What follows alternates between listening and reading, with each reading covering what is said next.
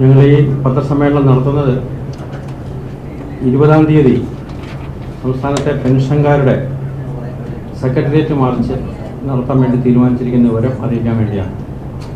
സംസ്ഥാനത്തെ പെൻഷൻകാരെ സംബന്ധിച്ചിടത്തോളം സാമ്പത്തികമായി സർക്കാർ പെൻഷൻകാർക്ക് പെൻഷൻ പരിഷ്കരണ കുടിശ്ശികയടക്കം ക്ഷാമാശ്വാസ കുടിശ്ശികയടക്കം വലിയ പൈസയാണ് ഞങ്ങൾക്ക് നൽകാനുള്ളത്.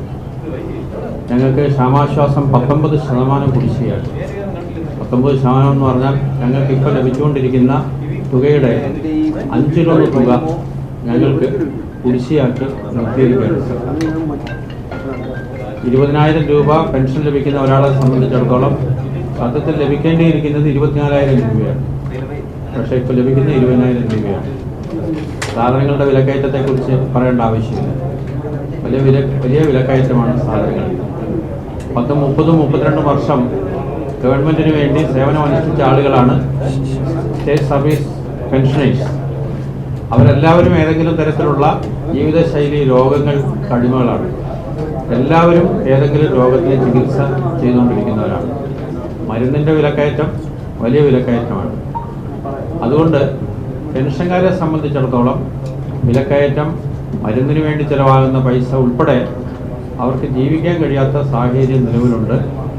അതുകൊണ്ട് സർക്കാർ പെൻഷൻകാർക്ക് ലഭിക്കേണ്ട കുടിശ്ശിക ക്ഷാമാശ്വാസം അനുവദിക്കണം. അതുപോലെ തന്നെ പെൻഷൻകാർക്ക് നൽകേണ്ട പെൻഷൻ പരിഷ്കരണത്തിന് 2019 പെൻഷൻ പരിഷ്കരണം നടന്നത്. അന്നത്തെ പെൻഷൻ പരിഷ്കരണത്തിന് കുടിശ്ശിക 4 ഗഡുക്കളായി തരും എന്നാണ് പറഞ്ഞത്. ആ 4 ഗഡുക്കളിൽ ഇനിയും ഒരു ഗഡു ഈ പെൻഷൻ പരിഷ്കരണത്തിൻ്റെ കുടിശ്ശിക നൽകാനുണ്ട്.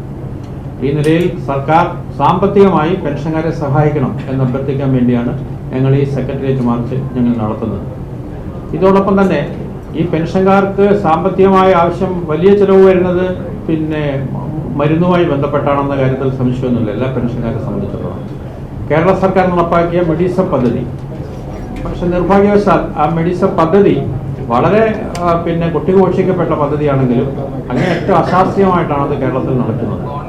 ഈ മെഡിസെപ്പും നടപ്പിലാക്കാൻ വേണ്ടി ഇൻഷുറൻസ് കമ്പനിയും ഗവൺമെൻറ്റും ആശുപത്രി മാനേജ്മെൻറ്റുകളും തമ്മിലുണ്ടാക്കിയ ധാരണ പാലിക്കാൻ പല ആശുപത്രി മാനേജ്മെൻറ്റുകളും തയ്യാറാകാത്തത് കൊണ്ടാണ് പൈസ അനുവദിക്കുന്നില്ല. മെഡിസെപ്പിൻ്റെ ലഭ്യമാകേണ്ട പൈസ, നിശ്ചിത ശതമാനം പൈസയെങ്കിലും അത് ലഭിക്കേണ്ടത് ജീവനക്കാർക്കും പെൻഷൻകാർക്കും ലഭിക്കുന്നില്ല.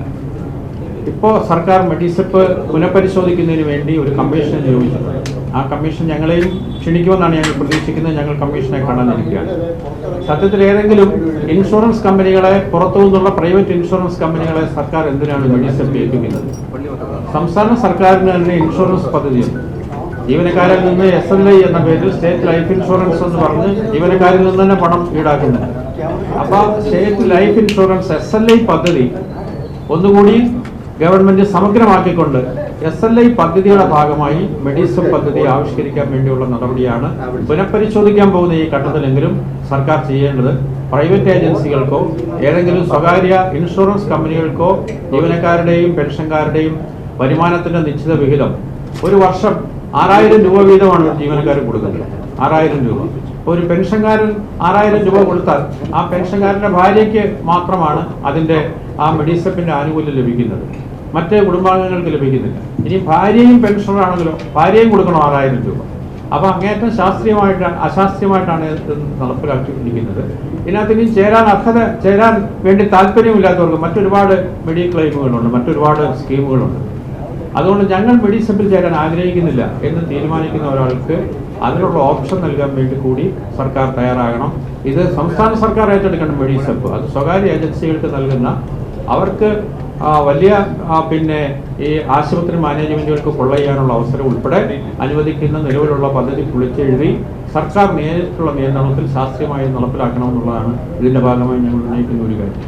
2019 പെൻഷൻ പരിഷ്കരണവും നേരത്തെ നടന്നത്. ഇന്നലെയും ബഹുമാനപ്പെട്ട മുഖ്യമന്ത്രി പറഞ്ഞു പെൻഷൻ പരിഷ്കരണം, ശമ്പള പരിഷ്കരണം സമയബന്ധിതമായി നടപ്പിലാക്കും. കേരളത്തിൽ ഇത് 5 വർഷത്തിലൊരിക്കൽ എന്ന തത്വം സർക്കാർ പാലിക്കുമെന്നാണ് ബഹുമാനപ്പെട്ട മുഖ്യമന്ത്രി പറയുന്നത്. ഞങ്ങളതൊക്കെ വിശ്വാസത്തിലെടുക്കുന്നു. മുഖ്യമന്ത്രി പറഞ്ഞതിനെ ഞങ്ങൾ വിശ്വാസത്തിലെടുക്കുന്നു. പക്ഷേ ഞങ്ങൾക്ക് ഈ വാക്ക് മാത്രം പോരാ.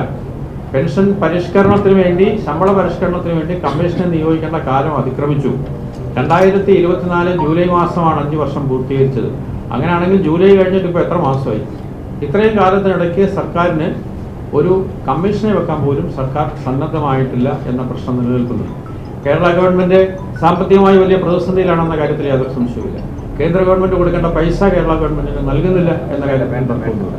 അതുകൊണ്ട് കേന്ദ്ര ഗവൺമെന്റ് കേരളത്തിന് അനുവദിക്കേണ്ട, അർഹമായി ലഭിക്കേണ്ട പൈസ അനുവദിക്കാൻ വേണ്ടി തയ്യാറാകണം. കേന്ദ്ര ഗവൺമെന്റിൽ നിന്ന് അർഹമായ പൈസ വാങ്ങിച്ചെടുക്കാൻ വേണ്ടിയുള്ള രാഷ്ട്രീയമായ ഒത്തുചേർന്നുള്ള പ്രവർത്തനത്തിന് നേതൃത്വം നൽകാൻ കേരള ഗവൺമെന്റ് തയ്യാറാകണം എന്നതുൾപ്പെടെയുള്ള കേരളത്തെ സാമ്പത്തികമായി ഞെരുക്കുന്ന കേന്ദ്ര ഗവൺമെന്റിന്റെ നയം തിരുത്തണമെന്നുൾപ്പെടെയുള്ള ആവശ്യങ്ങൾ ഉന്നയിച്ചുകൊണ്ടാണ് ഞങ്ങൾ ഈ ഡിമാൻഡ് ഉന്നയിക്കുന്നത്.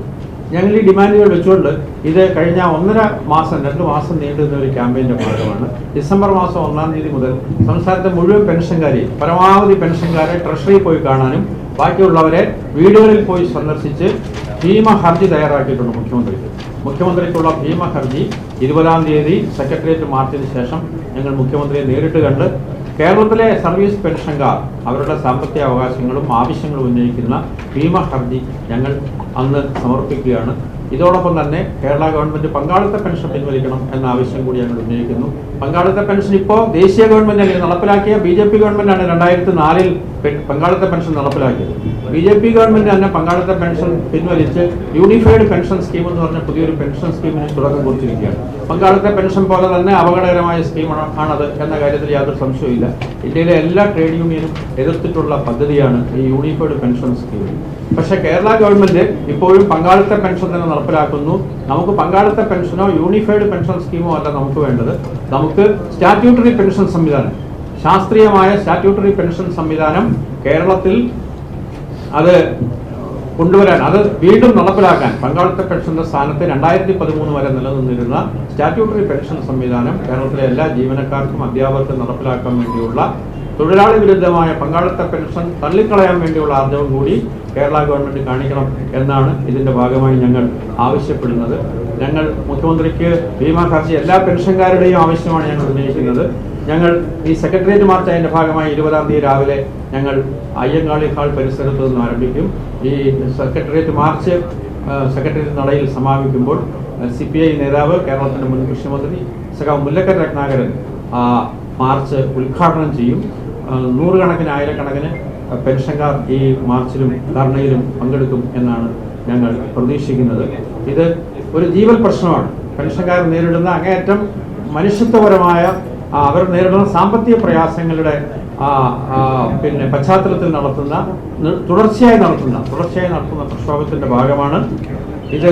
ഈ പ്രക്ഷോഭത്തെ അർഹമായ പ്രാധാന്യത്തോടെ എല്ലാ ദൃശ്യമാധ്യമങ്ങളും പത്രമാധ്യമങ്ങളും ജനങ്ങളിലേക്ക് എത്തിക്കാനും ഗവൺമെന്റിൽ ആവശ്യമായ സമ്മർദ്ദം ചെലുത്തുന്നതിനും ഞങ്ങളോടൊപ്പം നിൽക്കണമെന്ന് അഭ്യർത്ഥിക്കാൻ വേണ്ടിയാണ് ഞങ്ങൾ ഈ പത്രസമ്മേളനം നടത്തുന്നത്.